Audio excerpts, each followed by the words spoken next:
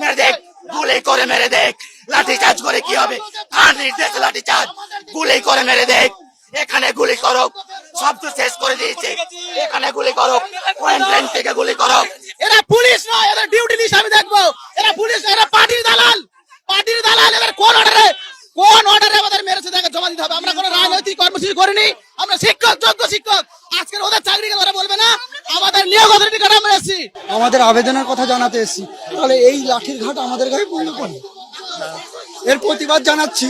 টিচারের উপর কি করে হাত তোলে সেখানে আমাদের প্রতিবাদ হচ্ছিল। সেখানে হঠাৎ করে দেখলাম যে মহিলাদের উপরও লাঠিচার্জ, মহিলা পুরুষ নির্বিশেষে পুরো লাঠিচার্জ হচ্ছে।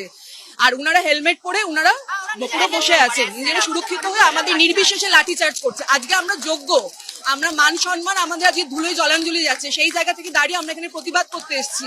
আজকে সেই জায়গায় প্রতিবাদ, উনারা কোথায় আমাদের সঙ্গে থাকবেন, তাহলে উনারা আমাদের উপর লাঠি চার্জ করছেন। এর থেকে স্তম্ভিত হওয়ার মতো কিছু নেই আমাদের, আর অবকাশ নেই, আমাদের ভাষা হারিয়ে ফেলছি আমরা।